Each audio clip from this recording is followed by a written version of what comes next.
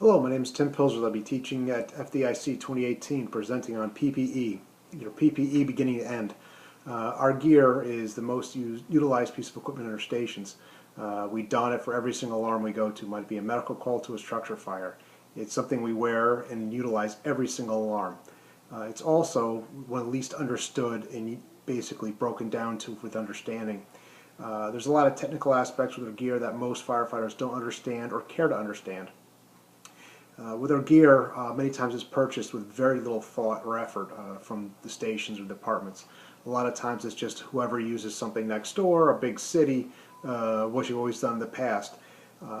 With the changing in technology in our gear, we need to basically understand what is needed. Also, what's needed for your response district. This presentation is going to start with basically some history on our gear. Where did it come from? You don't know where we are until you kind of can't figure out where you came from in the past. The technical aspects of our gear. What are the tests? What is THL, TPP? What are they for? What are they needed for? Why do you have to worry about them?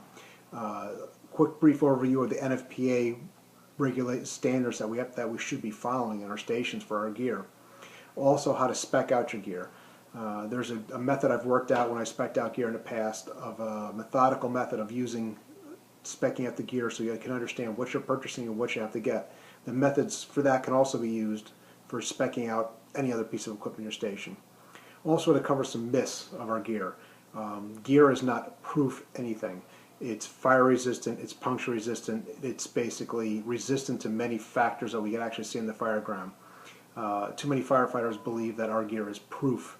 It's not fireproof, it's not puncture proof, and some of us are getting hurt or worse because we have this false sense of security.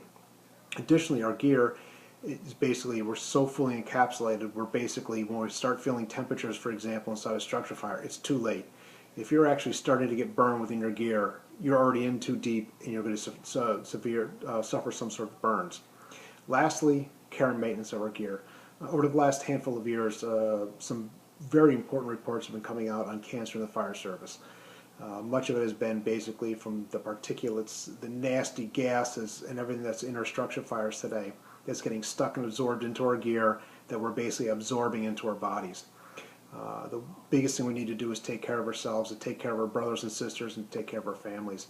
A portion of this presentation is going to be talking about the care and maintenance of our gear to protect yourself and your family and your brothers and sisters. No one wants to be injured, no one wants to be sick. The biggest thing is to take care of ourselves. So I look forward to seeing you at FDIC. Safe travels, and as always, be safe.